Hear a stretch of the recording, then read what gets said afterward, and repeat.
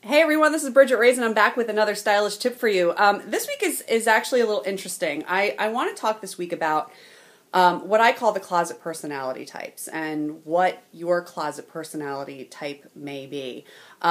This is something that I have been exploring for many, many years. Ever since I started my business, I started to realize that the closet really tells on you as a person, and how you dress and how you shop and how you manage the clothes in your wardrobe can be very reflective of every part of your life. As I like to say, messy closet, messy life. And they say that the eyes are the wonder of the soul. I really believe that the closet is. And I developed these personality types just from the years of working with women and finding that women fall into at least one of these categories, if not several. So most people are a combination. And I think that to a healthy degree, it's fine. I think it's great to be able to identify what your closet personality type may be. I think that we all have little quirks about us that make us who we are. And then I think there can be an extreme side of it that can be a little bit more dangerous. So there's no harm and there's nothing wrong with having a closet personality type as long as it's managed in a healthy level. And as I like to say, awareness is 50% of the battle. So hopefully by helping you identify your closet personality type today, you may have a fresher approach to managing how you deal with your wardrobe and shopping and your style. So what are the personality types? There are 5 of them. And the first one is the popper. There's the hoarder, there's the sentimentalist, the devaluist, and the identifier. So some of those may sound familiar, other ones may be a little bit odd, so I'm going to explain each one to you. The popper. So what is a popper? And what is a popper closet personality type? A popper, which is P-A-U-P-E-R, they may or may not be on a budget.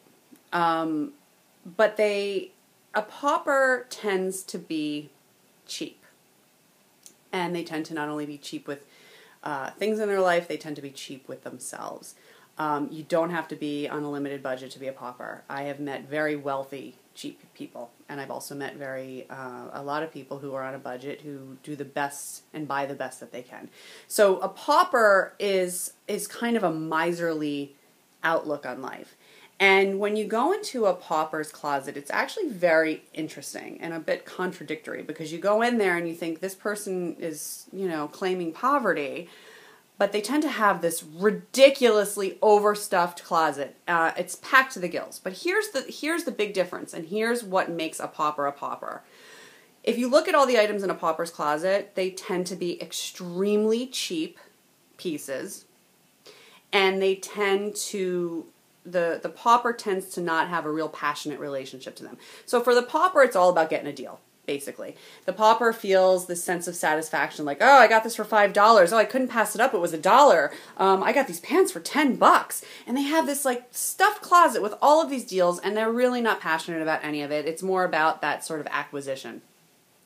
And the thing that's really funny about a pauper is if you were to take like a pile of all of the items that a pauper has and say, okay, well, if we took all of this that you've spent, all these on these cheap things, and bought one thing that you loved and would wear and were passionate about, this would freak the bejesus out of a pauper. They'd be like, oh my God, no. Paupers can be very quantity over quality, and they really can't wrap their brain around spending on themselves. They just have this really cheap mindset about everything. What a pauper neglects to realize is that they're actually wasting a lot of money. And they really can't get cost per wear or value per wear. So you can even try to explain to a pauper, you know what?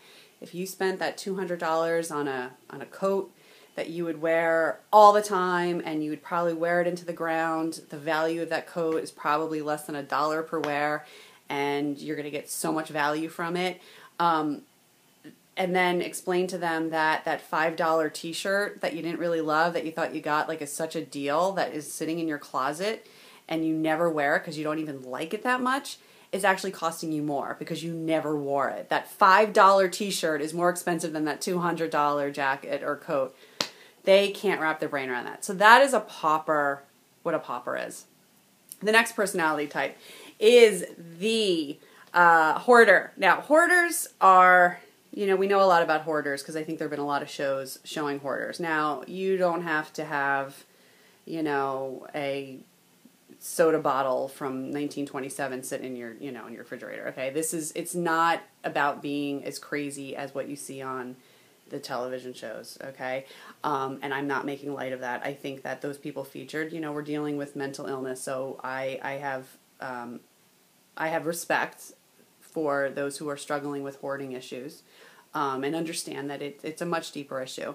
But in a lighter way, hoarders, you know, you don't have to have a pile of garbage in your home. You can be a hoarder just with the compulsion to want to accumulate and amass. People who fall into the category of shopaholics tend to be hoarders.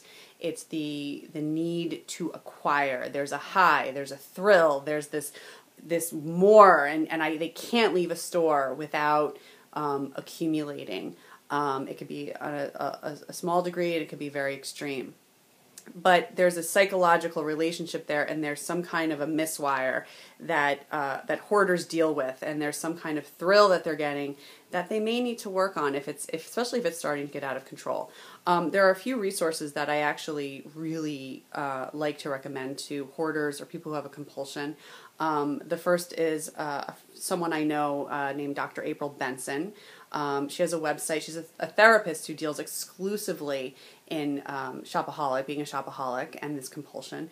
It's Shopaholic No More. My friend Jill Chivers has a program for shopaholics, and it's, I believe, myyearwithoutclothesshopping.com. You can also search her name, Jill Chivers.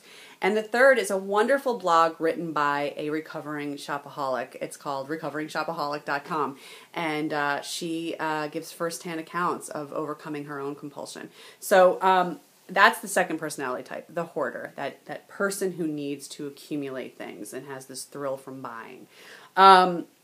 Okay, the third personality type is the sentimentalist. Now, you may think the sentimentalist and the hoarder kind of go hand in hand. Sentimentalist, yes, a hoarder can be a sentimentalist, and a sentimentalist can be a hoarder, okay? But they also can be very different. Where a hoarder has this sort of thrill of accumulation, the sentimentalist has the hard time letting go. So a sentimentalist, I think there's nothing wrong with being sentimental. I'm not heartless enough to say that, you know, you should never let go, you know, you should have this, you know, heartless way about you and letting go of things. And, you know, things have meaning, and it's what makes us human.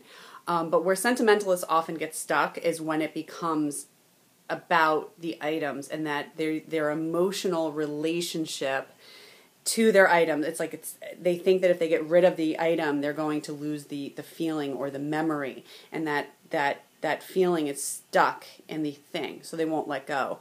And interestingly, I spoke with Dr. Robin Zazio, who was one of the therapists on A&E's show Hoarders, and I asked her about people who have a hard time letting go, and she said often with sentimentalists or people who have that hard time releasing, it's more about the anticipatory anxiety that comes with letting go than with the letting go itself.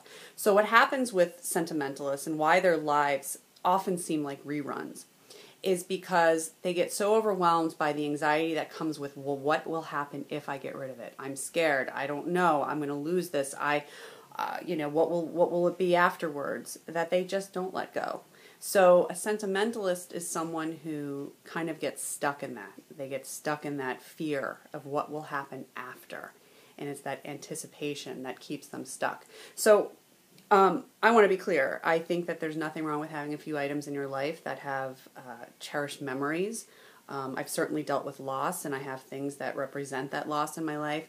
I think it's when you start to look at things in an unhealthy way, or it becomes out of control.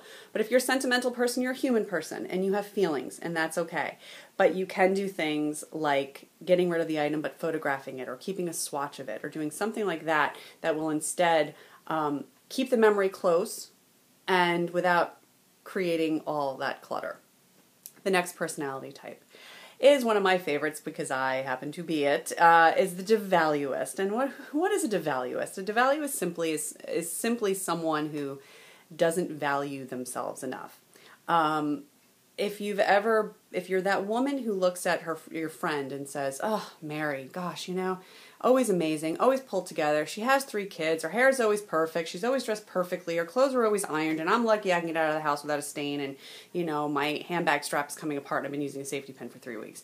That is the devaluist. Okay, the devaluist needs to focus a little bit more time on self-care. What you as a devaluist are missing that your friend Mary is doing is she's learned the value of taking time for herself. And moms are very much, they often fall into the category of devaluists because moms have to take care of everyone else first. So there's usually some crumbs left over for mom later on. And I think the more we can as women learn that the more we put towards ourselves, the more we can give, the better. But the devaluist is that person who tends to, they're running out the door late and they notice a stain on their sweater and they think, "Oh, I don't have time to change it. My God, I'll just, go to work, and when I get there, I'll act like it's a surprise and I got it on the way and I had no control over it." This is the devaluist. So if you're a devaluist, looking at ways to streamline and really looking at the fact that your wardrobe may be a reflection of how little time you are giving yourself to take care of yourself. The last personality type. We love the last personality type. She's the identifier. She's like the most hated person in all the personality types at an extreme level. What is an identifier? The poor identifier. The identifier is completely consumed with herself. She's a little narcissistic. She is obsessed with outer appearance. Everything hinges on her outer appearance. I will admit, I have a little bit of identifier in me. I think we all do to a degree. We worry about what other people think. We want to look good. We like nice things. When an identifier gets out of control is when it's all about that. When it's all about the outer appearance, and it's all about the image, and it's all about the logos, and it's all about impressing people with expensive handbags and expensive shoes and too many clothes. And identifiers and hoarders, you can be an identifier hoarder is a very dangerous combination. Often the identifier needs to do a little soul searching. I mean, bless their hearts. It's so easy to want to find them annoying, but really it's just, you almost have to pity them because they are really just consumed with the outside. And, that's usually the identifier. Just someone who is a lot of outer and not much inner. So, those are the closet personality types. If you have one that you think I missed, I'd love to hear it. Also, any comments or questions about the different personality types or what type of combination you might be, I'd be happy to hear from you. You can also ask me a question. I can answer this way via video. You can visit my website, BridgetteRaes.com. On Facebook, I'm Bridgette Raes Style Expert, and also their social media sites. I'm usually at Bridgette Raes, Instagram, Pinterest, Twitter, etc. Look forward to catching up with you next week, and have a great rest of your day.